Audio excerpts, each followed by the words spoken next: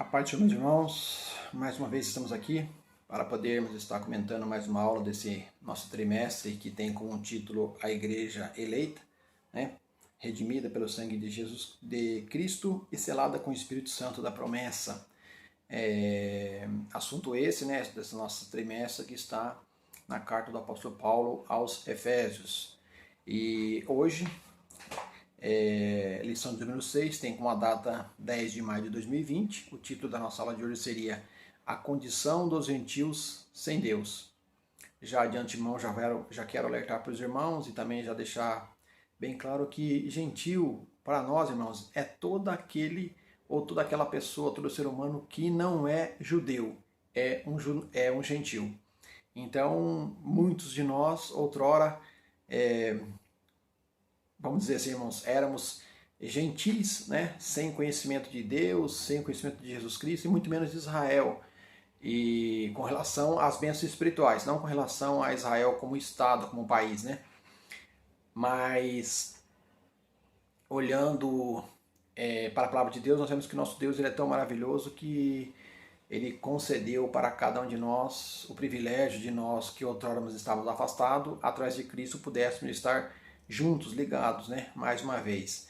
E com isso temos que glorificar o Senhor, porque com certeza esta vai ser mais uma aula maravilhosa para nós, para o nosso aprendizado, para a nossa edificação e também para o nosso crescimento. O texto-aula da nossa aula de hoje, irmãos, diz o seguinte: portanto, lembrai-vos de que vós, noutro tempo, ereis gentios na carne e chamado incircuncisão pelos que na carne se chamam circuncisão, feita pela mão dos homens, como está em Efésios capítulo 2, versículo 11. A verdade prática diz: outrora sem Deus, por meio de Cristo, os gentios tornaram-se descendência de Abraão e herdeiros das promessas. Glórias a Deus. Né? Paulo trata isso aos irmãos com a igreja lá, a outra carta aos Gálatas, ele comenta isso. Se nós somos filhos de Deus, somos então descendentes de Abraão e herdeiros, né, das suas promessas. A nossa leitura bíblica em classe, irmãos, seria duas cartas, né, em duas leituras. A primeira está em Efésios capítulo 2, do versículo 11 ao versículo 12, e a outra leitura está em Romanos capítulo 4, do versículo 12 ao versículo 14. Efésios capítulo 2, versículo 11 e 12. Versículo 11. Portanto, lembrai-vos de que vós, noutro tempo, ereis gentios na carne e chamados incircuncisão pelos que, na carne, se chamam circuncisão feita pela mão dos homens. E naquele tempo estavais sem Cristo, separados da comunidade de Israel e estranhos aos concertos da promessa, não tendo esperança e sem Deus no mundo. Situação precária, né, irmãos? Romanos capítulo 4, do versículo 12 ao 14. E fosse o pai da circuncisão, daqueles que não somente são da circuncisão, mas que também andam nas pisadas daquela fé que teve nosso pai Abraão, que tivera na incircuncisão. Porque a promessa de que havia de ser herdeiro do mundo não foi feita pela lei a Abraão, ou a sua posteridade, mas pela justiça da fé. Pois se os que são da lei são herdeiros, logo a fé é vã e a promessa é aniquilada. O objetivo geral da nossa aula de hoje é esclarecer de que modo os gentios estiveram privados da promessa messiânica. Nossa aula tem 3 tópicos, né? E, como de costume, o primeiro, para o nosso objetivo geral da nossa aula de hoje, seria o primeiro, conceituar espiritualmente a circuncisão e a incircuncisão. O outro tópico, explicitar a antiga condição dos gentios sem Deus e sem Cristo. E o outro tópico, afirmar que desprovidos de Deus, os gentios marchavam para a perdição eterna. Eu sempre falo para os irmãos, que a gente já tem comentado nas aulas, nas escolas dominicais que temos participado, que na aula de hoje, irmãos, a nossa principal perspectiva e consciência que é, irmãos, como éramos antes de conhecer Cristo. Então, de tudo que for falado aqui nesta aula de hoje, de tudo que for comentado, não se esqueça disso. Qual que era a sua situação antes de conhecer Jesus? Medite nisso e comece. Se você não tem agradecido, comece a agradecer a Deus por tudo que Ele tem feito através de Cristo Jesus na sua vida, na sua casa, na sua família, enfim, em todos os âmbitos onde você está inserido. A introdução da nossa aula de hoje é o seguinte: na presente lição, veremos que o autor de Efésios, o apóstolo Paulo, lembra os gentios de que, antes da regeneração, eles eram incircuncisos e haviam experimentado 5 formas de privação. Quais formas seria essa? Estavam sem Cristo, separados de Israel, alienados ou excluídos ou alheios, quanto à promessa, sem esperança e sem Deus no mundo, como está em Efésios 2, 11 e 12, que foi a nossa leitura bíblica em classe. Logo, estudaremos cada um desses aspectos. Pois bem, então a gente observa aqui que, além do povo dos gentios não ter um conhecimento de Deus, aquilo que ele poderia fazer, a gente observa aqui que tem 5 pontos que Paulo procura deixar bem claro ali para os irmãos ali em Éfeso e também para toda a humanidade, enfim, a todos os gentios, a condição deplorável que essas pessoas viviam antes de conhecer a Jesus Cristo. O tópico 1, irmãos, chamados incircuncisão. O que seria essa palavra incircuncisão? Na era antes de Cristo, além de mortos espiritualmente, os gentios eram desprezados pelos judeus e identificados como incircuncisos. Efésios capítulo 2, versículo 11. O subtópico 1, o conceito de circuncisão. O que seria circuncisão?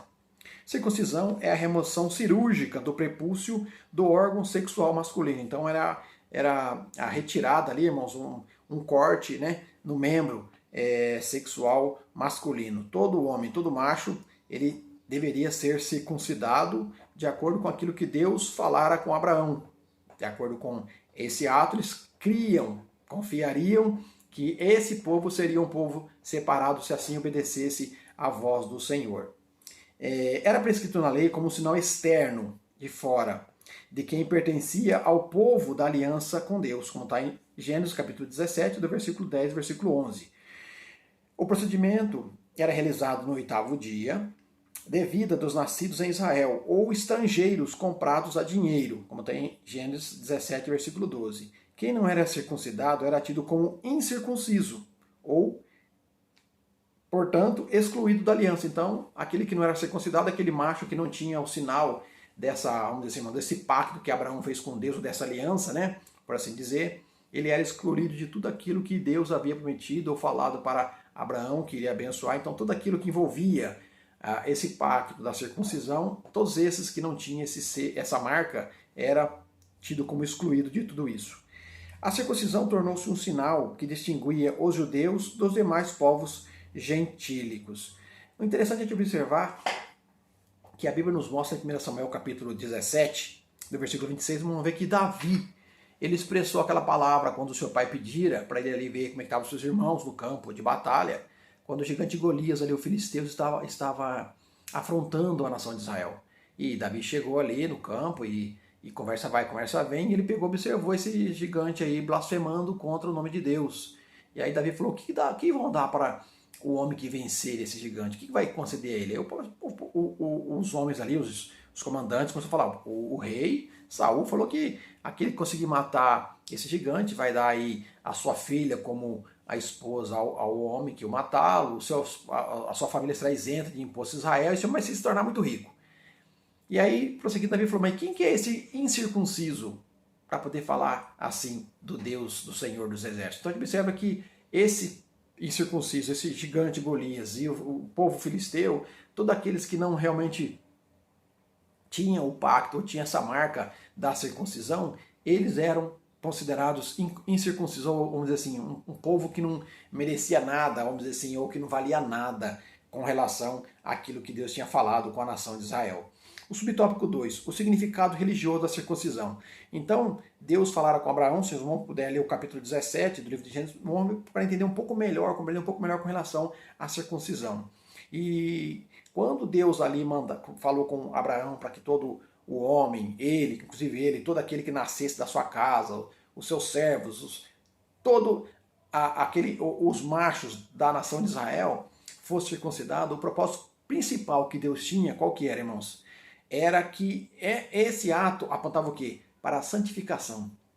Então a gente observa que quando eles faziam e estavam submetendo a esse ato cirúrgico, eles estavam demonstrando para Deus, os pais, e depois também os filhos também iriam reconhecer Que a partir daquele momento, aquela pessoa realmente ia procurar viver uma vida separada para Deus, porque a santificação não quer dizer que nós estamos santos instantaneamente e continuamos a ser santos para o resto da vida, não.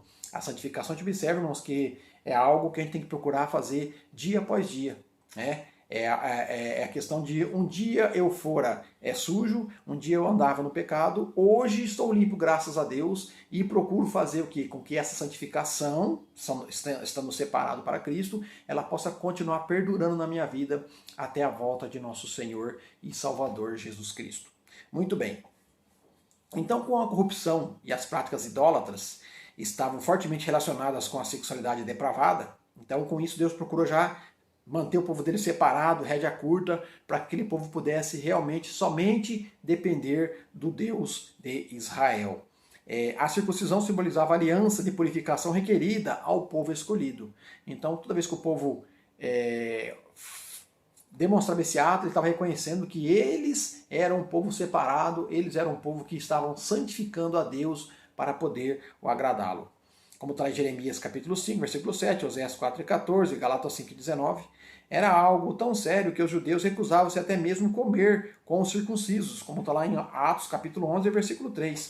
E é interessante de observar também, irmãos, que para nós, quando se fala a questão de separação, de santificação, mesmo que o ato que se fala de santificação com relação à circuncisão, não nos esqueçamos que a Bíblia nos fala em Hebreus 12 e 14, que devemos seguir a paz com todos e a santificação, sem a qual ninguém verá o Senhor. Então, por mais que hoje nós não temos que fazer mais, irmãos, esse rito com relação à circuncisão, mas temos que manter uma vida santa, irmãos, santa, porque sem santificação ninguém verá o Senhor. Prosseguindo, irmãos, aqui o subtópico 3, circuncisão do coração. A gente observa que essa circuncisão, a boa nova que Paulo traz é de que a verdadeira circuncisão não se tratava de uma operação externa na carne realizada pelos homens, mas a que foi feita no interior, a que é do coração, cujo louvor não provém dos homens, mas de Deus. Aleluia, como está em Romanos 2,29. Assim, em Cristo, o sinal de quem pertence a Deus não é a circuncisão nem a incircuncisão, mas sim o ser uma nova criatura, como está em 2 Coríntios 5,17, que aquele que está em Cristo, nova criatura é. As coisas velhas se passaram, eis que tudo se fez novo. E aqui a gente observa, interessante a gente olhar, que não adiantava pensar o povo fazer a circuncisão e fazer a remoção do seu prepúcio, marcar, e não obedecer à lei de Deus. Não, isso não resolvia nada. A mesma coisa é nos dias de hoje. Não adianta eu dizer que eu sou cristão, que eu sou salvo, que eu sou uma nova criatura, mas as minhas atitudes não demonstram que realmente eu nasci de novo. É como Jesus falou para os seus discípulos naquela época, quando ele esteve aqui na terra.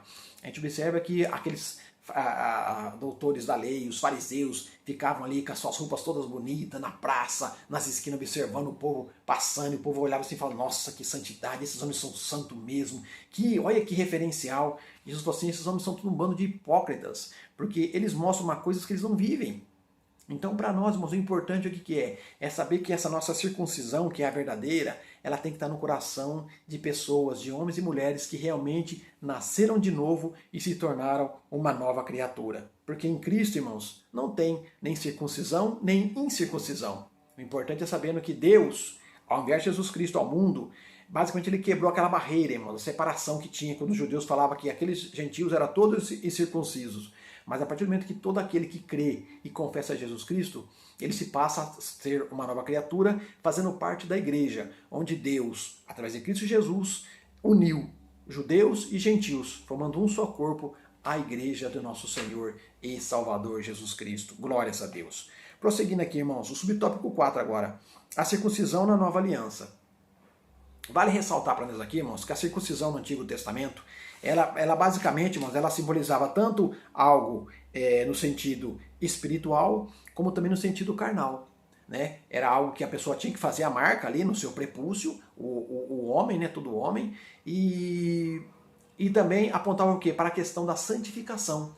Já no Novo Testamento, para nós, a circuncisão é algo espiritual, somente para aqueles que realmente aceitaram Jesus Cristo, nasceram de novo e se tornaram uma nova criatura. Isso é muito importante estar ciente dessas coisas. E aqui, observando aqui, a gente vê que o assunto da circuncisão gerou discussões acaloradas entre os judeus e gentios, como está em Gálatas 5, 2 e 3, Filipenses 3 e 2. Em Antioquia, a questão ganhou muita dimensão. Antioquia, essa aqui, irmãos, é a Antioquia da Síria. Não é aquela da Pisídia lá mais adiante, ali que está ali perto da região da Galácia. Essa aqui é a Antioquia da Síria, onde os irmãos ali foram pela primeira vez chamados de cristãos, foi nessa igreja de Antioquia. A questão ganhou muita dimensão, provocou intensos debates, olha só, irmãos, que coisa, e culminou na convocação do primeiro concílio da igreja em Jerusalém. Então a gente observa que em Atos capítulo 15, quando teve ali o concílio em Jerusalém, um dos assuntos que foi tratado foi isso aí, a questão da circuncisão ou não, se não precisava fazer a circuncisão. Então a gente observe que a deliberação dos apóstolos sobre o assunto sob a orientação do Espírito Santo. Irmãos, isso aqui é muito importante. Atos 15, 28 e 29, os irmãos lê, depois lê em casa, com calma, na sua casa, lógico, é como a gente estivesse falando quando estivesse na igreja, mas depois você lê com calma, Atos capítulo 15, versículo 28 e 29, vamos ver que a Bíblia vai nos falar, Lucas está registrando, dizendo assim, ó, e pareceu bem a nós, vê que Lucas não colocou, e pareceu bem a nós e ao Espírito Santo. Ele colocou primeiramente, e pareceu bem ao Espírito Santo e a nós. Então, quer dizer, aquela decisão de que verdadeiramente judeu e gentil, no caso, que a questão da circuncisão, mas somente aqueles que realmente crescem e confiassem já era o suficiente, sem precisar fazer a circuncisão, observa que partiu do Espírito Santo primeiramente.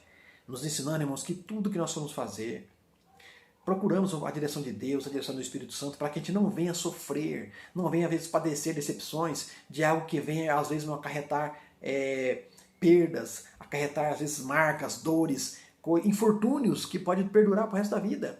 E aqui a Bíblia deixa bem claro que houve essa discussão, vai circuncidar, não vai, como vamos fazer, irmãos?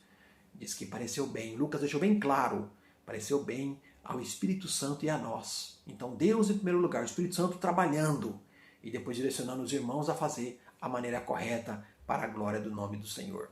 Aleluias. Prosseguindo aqui, irmãos. E aí, passou a enfatizar que na nova aliança, a circuncisão somos nós. Nós somos a circuncisão. Nós o quem? Que servimos a Deus no Espírito e nos gloriamos em Jesus Cristo e não confiamos na carne, como tem em Filipenses 3 e 3. Por quê? porque os judeus se vangloriavam. Eles achavam que porque eles tinham o sinal da circuncisão, que eles eram todos circuncisos, eles tinham méritos melhor que todos os outros povos e só eles eram os bons, assim, só eles eram os tais. Então, com isso, Paulo deixou bem claro para os irmãos, ali em Éfeso, tanto judeus quanto gentios, não tem que ter essa diferença, mas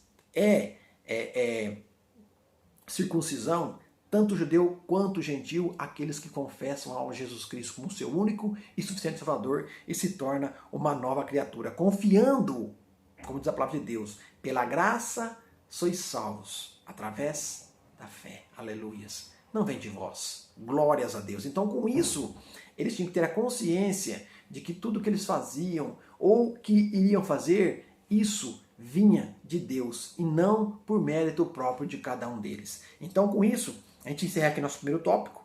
E a síntese desse tópico diz o seguinte: os gentios não faziam parte do pacto da circuncisão e por isso estavam excluídos da aliança com Deus.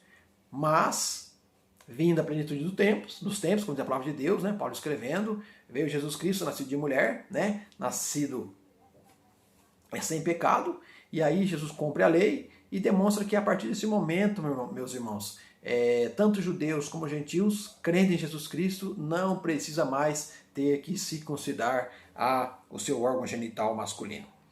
Prosseguindo aqui, irmãos, tópico 2. Esse tópico tem 3 subtópicos. Estranhos ao concerto da promessa. Nesta parte, o apóstolo Paulo aponta a situação dos gentios. Qual que era essa? Naquele tempo, estáveis sem Cristo, separados da comunidade de Israel, estranhos aos concertos da promessa. Como está em Efésios capítulo 2, versículo 12.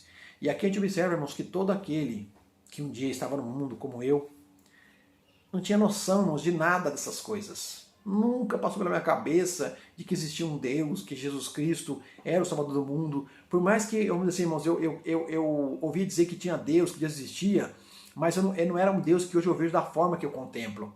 Um Deus que deseja a salvação de toda a humanidade. O tempo que eu estava fora da direção de Deus, que a gente mesmo servindo, irmãos, como eu nasci num lar pagão, num lar que não era cristão, meus pais adoravam várias imagens, porque minha mãe era muito idólatra, E ali a gente colocava a nossa fé em todas aquelas coisas, irmãos, mas não tinha convicção de que o Deus verdadeiro, que enviou Jesus Cristo, é o que poderia fazer para nós aquilo que aquelas imagens não poderiam fazer. E aí com isso, verdadeiramente a gente, irmãos, não tinha conhecimento nenhum daquilo que Deus tinha para nós. Então hoje, irmãos, a gente começa a observar algumas coisas, a gente vê gloriosas promessas de Deus, irmãos, é coisa linda, é coisa maravilhosa que Deus preparou para nós. E outrora a gente não conseguia compreender nada disso, mas hoje, graças a Deus, o Senhor tem nos concedido, e glórias a Deus por isso, aleluias por isso, porque o nosso Deus ele é maravilhoso. O subtópico 1, uma vida sem Cristo.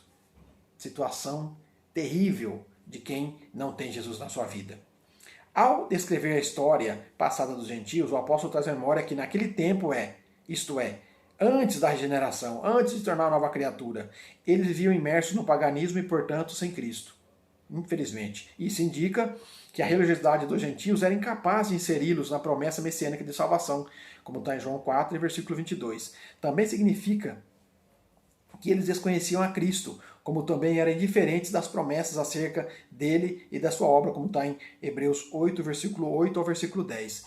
Então, irmãos, tudo o que os gentios faziam, na verdade faziam, vamos dizer assim, irmãos, para praticamente fazer para algo que eles não conheciam, para poder servir os seus deuses, para poder servir a sua forma de viver, mas sem reconhecer ou saber que existia um Deus que criou o céu, criou a terra, que enviou o seu Filho Jesus Cristo para trazer salvação a toda a humanidade, e aqueles que eram considerados gentios, lhes mostrar que eles também seriam privilegiados se viessem a reconhecer a obra expiatória, gloriosa do Senhor Jesus Cristo na cruz do Calvário. Então, com isso, o subtópico 2 vai nos mostrar também que separados da comunidade de Israel. Então, a gente tinha uma vida sem Cristo, e agora também separados da comunidade de Israel. Ainda no versículo 12, o apóstolo Paulo salienta a desvantagem dos gentios não pertencerem à comunidade de Israel. Isso era muito triste. Eles estavam excluídos não só dos símbolos externos, né, no caso da circuncisão, mas também não faziam parte do povo escolhido. Que a gente observa que Deus escolheu Israel, mas que através da descendência de Abraão, como está em Gênesis capítulo 12, era para que eles pudessem abençoar o restante das famílias da terra. E eles se esqueceram disso, que eles eram um povo escolhido, mas esqueceu de abençoar os outros, como Deus falara para Abraão ali, quando na sua chamada. E aí, irmãos, a constatação cruel era de que Deus não estava se que Deus não se havia revelado aos gentios, pois a chamada divina fora feita somente a Abraão e a sua descendência, como está em Gênesis 17, versículo 17. Nessa perspectiva, a lei e as promessas pertenciam somente aos judeus, e desse modo os gentios estavam fora do alcance das bênçãos prometidas a Abraão, a Isaac e a Jacó, como está em Mateus 22, versículo 32. Entretanto, o que os gentios precisavam saber era que por meio de Cristo, eles também se tornariam descendência de Abraão. Então, por isso, quando eu observo que Paulo, quando ele fala assim que ele foi chamado apóstolo dos gentios, ou para poder levar o evangelho aos gentios, é porque em certos momentos do ministério de Paulo, irmãos, os próprios judeus rejeitaram, não quiseram saber, não quiseram compreender esse assunto maravilhoso que Deus havia chamado Abraão, feito as promessas, mas também que era para eles alcançar todas as famílias da terra. E eles se esqueciam disso e se vangloriavam de ser o povo escolhido. Mas Paulo procura mostrar, escrevendo aqui na sua carta, que os gentios, nós também, aqueles que outrora estavam afastados, agora em Cristo chegamos perto. Por quê? Porque nós cremos na obra gloriosa e salvadora de nosso Senhor e Salvador Jesus Cristo. Então, com isso, Paulo está demonstrando que nós nos tornaríamos também descendência de Abraão pela fé em Cristo Jesus. Aleluia. Assim, juntamente com os judeus, eles pertencendo ao povo escolhido e nós entrando como aqueles que confessaram Jesus Cristo e fazendo parte juntamente com os judeus agora da igreja. Irmãos, que projeto glorioso de Deus. Que projeto maravilhoso do nosso Deus. Coisa gloriosa aos nossos olhos e aos nossos ouvidos ouvir essa maravilha. Subtópico 3, irmãos. Alienados, excluídos, né? Ou alheios aos pactos das promessas. Observe que tem promessas, então tem várias. Esses pactos giravam em torno da grande promessa do advento do Messias. Então a gente observa que esses pactos estavam sempre demonstrando que haveria de vir o Salvador do mundo, que haveria de vir o Messias que iria remir ou, vamos dizer assim, irmãos, salvar a nação de Israel baseado na sua fé, na sua convicção de que ele seria o Salvador do mundo. E tudo isso está inserido na palavra de Deus aqui, ó. Atos capítulo 13, do versículo 32 a 37, demonstrando que Jesus Cristo haveria de vir, como havia sido profetizado. Dentre eles, o pacto abraâmico, como falei para os irmãos aqui, Gênesis capítulo 12, do versículo 1 ao 3, Deus falando com Abraão, o pacto mosaico, Deus e Moisés, Deuteronômio 28, do 1 ao 14, e o pacto davídico, 2 Samuel, capítulo 7, do versículo 3 ao 16. Esses pactos, que estamos comentando aqui, irmãos, eram reiterações da promessa messiânica. Era tudo coisa que Deus havia falado para o povo de Israel, através de Abraão, através de Moisés, de Davi, que haveria de vir o Messias, o Salvador da humanidade, o Salvador do mundo. E ele novamente ele iria restaurar a nação de Israel e todos aqueles que confiassem e crescem que ele poderia ser o seu Salvador e assim não mais precisar observar a questão da circuncisão. Esses pactos eram reiterações das promessas messiânicas. Os gentios não tinham noção deles, nada, não tinham conhecimento. E, por conseguinte, estavam alienados, excluídos, alheios, né, de qualquer promessa ou esperança messiânica. E com isso, agora, uma vez regenerados em Cristo, é revelada a grandeza do amor divino. De alienados da promessa por meio do sangue de Jesus, os gentios tornaram-se herdeiros da maravilhosa promessa, como está em Gálatas capítulo 3 e o versículo 29. Eu gostaria de convidar com os irmãos aqui, a gente poder compartilhar um versículo da palavra de Deus, Mateus capítulo 26, no versículo 28. Vamos ver o que fala que é a palavra de Deus. Olha só que coisa linda. Mateus capítulo 26 e o versículo 28. A gente observa que esse é um texto que muitas vezes é lido, né, na ceia do Senhor. E é bom a gente ver aqui porque Jesus falou as seguintes palavras. Olha aqui, Mateus capítulo 26, versículo 28. Porque isto é o meu sangue, o sangue do Novo Testamento, ou do Novo Concerto, né? Nova Aliança, que é derramado por muitos para a remissão dos pecados, né? Glórias a Deus. Então, com isso, a gente compreende, a gente entende que através do sangue de Jesus Cristo, agora a gente observa que nos tornamos herdeiros dessa maravilhosa promessa. Deus tem planos com o povo de Israel, irmãos? Sim, com certeza. Mas concernente àquilo que Deus prometeu para Abraão, que abençoaria a nação de Israel, e nós como igreja, agora reunidos, tanto os judeus como os gentios, fazemos parte também daquelas bênçãos que Deus havia falado para Abraão, que eu abençoaria, que eu multiplicaria sua descendência, e onde colocasse a planta dos seus pés, o Senhor ia abençoar, e tudo isso hoje nós fazemos parte. Mas não esquecendo de uma coisa, irmãos, não é mais necessário fazer a circuncisão. A circuncisão é aquela feita no nosso coração, no nosso interior, quando a gente levanta nossas mãos e confessa a Jesus Cristo como o nosso único e suficiente Salvador. Essa é a verdadeira circuncisão. Então, com isso, não há mais... Paulo me falou várias vezes isso, Paulo dizendo que não há cita, não há bárbaro, não há servo, não é livre, não é judeu, não é gentil, mas todos somos um em Cristo Jesus. Glórias a Deus por isso. Muito bem, irmãos. E aí, a síntese do tópico 2 diz o seguinte: a antiga condição dos gentios era desoladora, triste. Viviam sem Cristo, estavam separados de Israel e eram estranhos ao concerto da promessa. Então tudo isso não tinha conhecimento dos gentios. Então por isso a gente observa que esse é um dos motivos que Paulo procurou escrever, redigir para os irmãos ali, mostrar para os gentios, mostrar para os judeus que os gentios também haveriam de ser escolhidos, se assim aprovessem eles aceitar Jesus Cristo e crer na sua obra redentora e também fazer parte da nação, do povo escolhido, que agora não é mais judeu, mas todos seremos ou somos a igreja de nosso Senhor e Salvador Jesus Cristo. Tópico 2 aqui, tópico 13, irmãos, que tem os seus dois subtópicos: sem esperança e sem Deus. Agora Paulo passa a descrever a situação dos gentios que viviam não tendo esperança e sem Deus no mundo. Como é que vive desse jeito, irmãos? Como é que a gente pode observar uma pessoa que consegue caminhar por um caminho sem saber, irmão, se ele vai voltar? Eu, particularmente, eu vou trabalhar todos os dias quando eu saio de casa, eu sempre brinco no sentido sério, irmãos, da palavra. Eu falo com a minha esposa, até a noite, se eu tiver Se ela estiver aqui em casa, eu comento com ela. E se Jesus não voltar, estarei aqui novamente. Por quê, irmãos? Porque a gente tem a esperança que Jesus Cristo pode voltar a qualquer momento. E eu estou convicto disso, e eu creio que os irmãos também. A gente temos que estar preparado a qualquer momento. Jesus Cristo estará voltando para buscar a sua igreja. Então, com isso, eu tenho que estar consciente de que a qualquer momento Jesus Cristo voltará para buscar a sua igreja. Então eu preciso o quê? Me preparar. Então, quer dizer, hoje eu tenho esperança. Outrora eu não tinha nenhuma esperança, irmãos. A gente vivia. E detalhe, irmãos, hoje eu posso observar, olhar no passado, e eu não imaginava que depois de morrer, para onde que eu ia?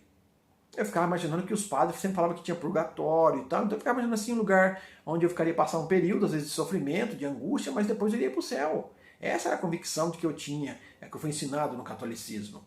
Mas hoje não, irmãos, hoje é diferente. A gente observa que Paulo explicou, mostrou, né, para os irmãos ali, 1 Coríntios capítulo 15, que ele fala sobre a ressurreição. E depois também em 1 Tessalonicenses, né, ele cita lá no capítulo 4, falando para os irmãos ali quando a volta de Jesus. Então, a gente, irmãos, tem uma esperança gloriosa, irmãos, para nós. Nós sabemos que a qualquer momento Cristo vai voltar. Ele voltará para buscar a igreja. Ele falou e ele prometeu, eu tenho certeza que isso vai acontecer. Então, com isso, a gente fica o quê? Feliz, sabendo que temos esperança. Mas outrora, irmãos, não tínhamos nenhuma esperança. Eu não saberia o que ia acontecer amanhã. Hoje eu não sei, mas só com uma coisa eu tenho certeza. Que tudo está no controle de Deus. Naquela época não tinha nada disso, não tinha nenhuma consciência. E aí, irmãos, aí a gente observa aqui que o subtópico 1, desprovidos de esperança. A palavra esperança traz ideia do quê? De confiança. Tá vendo? Falei para os irmãos, eu confio, tenho certeza que Jesus Cristo vai voltar. Então eu espero nessa confiança de que em breve Jesus Cristo voltará para buscar a igreja. E nas Escrituras, o seu principal uso está ligado ao quê? A confiança nas promessas divinas, como está em Salmo 130, versículo 5, Jeremias 17, versículo 7. Podemos afirmar que os gentios eram desprovidos dessa esperança por causa de parte da filosofia grega. A gente observa que muito no tempo de Paulo ali, o Novo Testamento, muito influenciados o quê? Pela cultura helenística, pela cultura grega. Então, com isso, muitos daquele povo foram desprovidos que devido a essa cultura que os gentios tinham, baseado aqui na cultura grega de sempre querer conhecer, sempre querer saber, mas não entender, procurar saber que realmente, como Paulo falou, que disse ali um dos seus poetas, Paulo quando estava no Areópago falando, que um dos seus poetas citou para os gregos, que eles eram sempre ventres, né, pessoas vamos dizer assim, gostavam de comer, de se alimentar, e só queriam o quê? Conhecimento, mas não queriam nada de colocar em prática, ou procurar saber que havia de vir, ou teria, ou tem um Salvador. Então, com isso, essa filosofia grega acabou prejudicando, né, que descartava a possibilidade de uma vida além túmulo. Então, Atos capítulo 17, versículo 18 e versículo 32. E que, consequentemente, pudesse ser ditosa ou ser boa. Então, não tinha perspectiva nenhuma. Para eles, morreu, acabou. O que vai ter depois da vida, depois da morte? E nós sabemos que Jesus Cristo deixou bem claro, né, quando ele falou que ele é a ressurreição e a vida, né?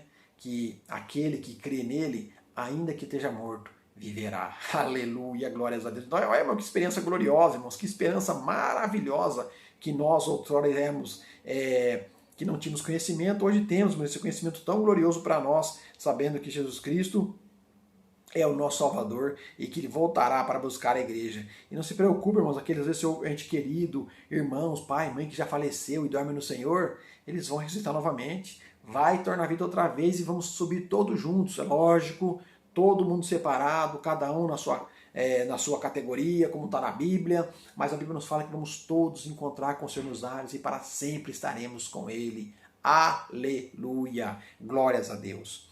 Então, com a esperança, como a esperança é a âncora para a alma, os gentios desprovidos dela padeciam que medo e incerteza. Foi para os irmãos, eu realmente era dessa forma, não tinha convicção de nada do que ia acontecer no dia de amanhã.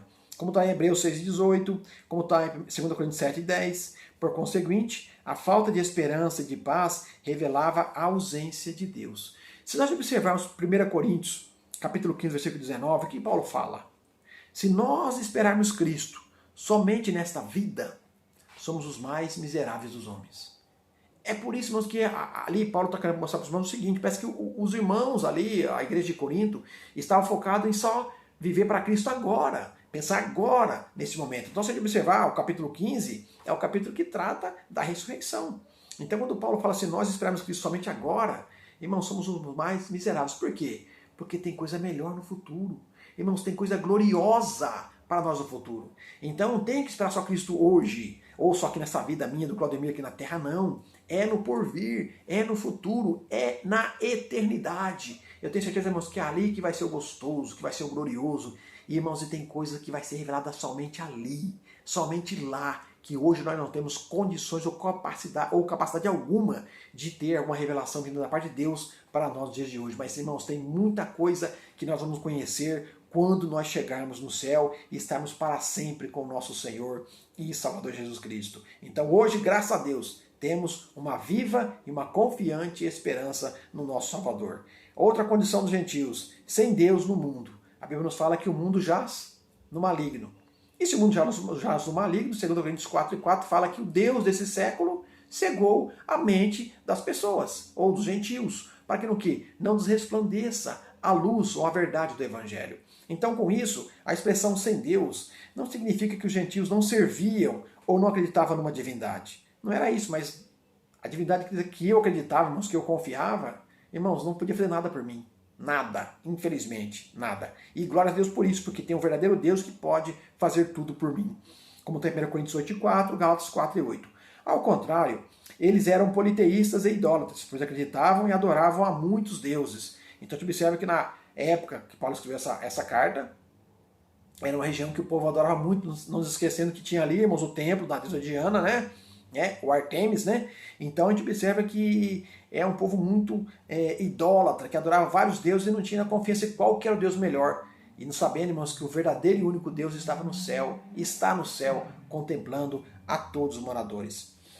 Assim, por meio do seu paganismo, estavam alienados, novamente aqui, irmãos, observe os irmãos que o pastor usou bem essa palavra alienados, pode ver que é separados, excluídos, alheios, afastados, irmãos, de tudo aquilo que Deus tinha prometido para a nação de Israel. Tudo isso os gentios até então não tinha conhecimento nenhum, não sabia de nada disso.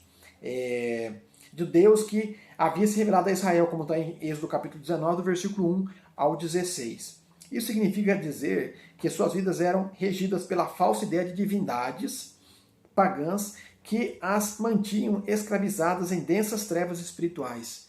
E uma coisa eu sempre digo para os irmãos, você falar com conhecimento de causa. Eu vivi dessa forma. E, irmãos, é triste realmente. A pessoa, sabe, você chega em casa, vê ali, sabe, várias imagens, aí você hoje pede para o Expedito, amanhã para Maria, depois da manhã é para o Paulo, para São Paulo, aí depois do outro dia é para São Pedro, é para São João. Cada dia é uma coisa diferente, mas então você vê que é uma incerteza, irmãos, é uma perdição, é como se tivesse uma capa ali tampando, fechando a nossa mente para poder compreender. Então, com isso, trata-se o que? Uma descrição de um quadro que calamitoso, triste, irmãos, lamentável é a situação das pessoas que vivem desta maneira. Entretanto, infelizmente, esse quadro foi alterado pela intervenção dos desígnios eternos do verdadeiro Deus, como está em João, capítulo 17, e o versículo 3. Vamos ler aqui, João, capítulo 17, versículo 3, o que está nos dizendo qual que foi a fórmula que Jesus Cristo passou, demonstrou e deixou para que a gente pudesse compreender verdadeiramente o estado em que nós outrora vivíamos. João capítulo 17 e versículo 3. E a vida eterna é esta, que conheçam a ti só, por único Deus verdadeiro, e a Jesus Cristo, a quem enviaste. Aleluias. Então, a partir do momento que eu creio em Jesus Cristo, a partir do momento que eu creio que Deus enviou Jesus, irmãos, eu tenho a vida eterna. Oh, esperança gloriosa! Oh, esperança maravilhosa essa, irmãos! Coisa que só Deus poderia ter feito por mim. Irmãos, e eu sempre digo para minha esposa, eu não me canso de agradecer. Obrigado, Senhor. Obrigado, Senhor. Obrigado, Senhor. Obrigado, Senhor. Porque, irmãos, é coisa maravilhosa. Porque às vezes, como diz nosso pastor Silvio, tem pessoas, irmãos, que não valorizam.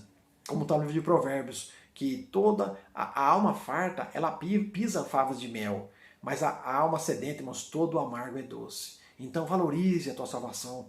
Pense como era o seu estado antes de você conhecer Jesus. E valorize aquilo que Deus fez por você, que Deus fez na sua vida, na sua família, no seu casamento, em tudo, irmãos. E valorize, eu te peço, em nome de Jesus Cristo, e que Deus possa verdadeiramente iluminar a sua mente através do Espírito Santo, esclarecer o que está, às vezes, errado, oculto, que você não está compreendendo, e você venha compreender essa maravilhosa graça que o Senhor tem nos concedido através de Jesus Cristo, de unificar dois povos em um só, que é a igreja, onde Cristo é a cabeça, aleluia, ou o cabeça desse corpo que é a igreja. Irmãos, graças a Deus por isso. A síntese do tópico 3, irmãos.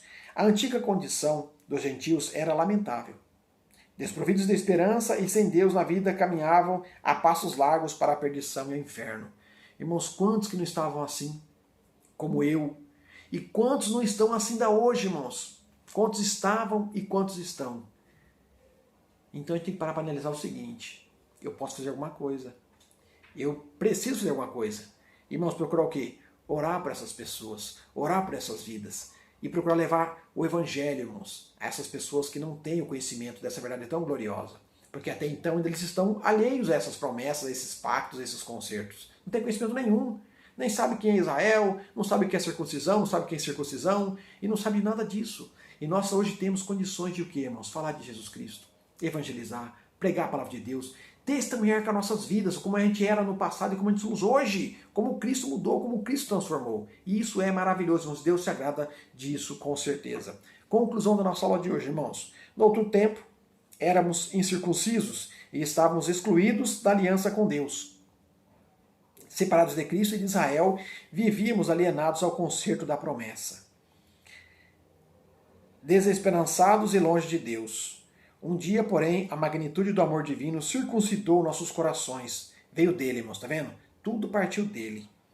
Aproximou-nos de Cristo e de Israel, incluiu-nos na esperança da promessa e revelou a nós o único e verdadeiro Deus. Bendito seja o seu santo nome para sempre. E glórias a Deus e aleluia a esse Deus tão maravilhoso, irmãos, que nos tem, irmãos, a cada dia surpreendido com palavras e mais palavras, irmãos, que nos acalentam, que nos trazem alegria em sabermos que o que ele fez por nós foi por amor. Aleluias. E nós temos que também, irmãos, procurar amar uns aos outros para que a gente verdadeiramente sejamos discípulos do nosso Senhor e Salvador Jesus Cristo.